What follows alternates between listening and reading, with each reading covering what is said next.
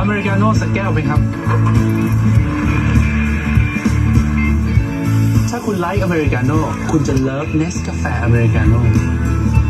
หอมเข้มละลายได้ในน้ำเย็นชงได้ง่ายๆที่บ้านคุณ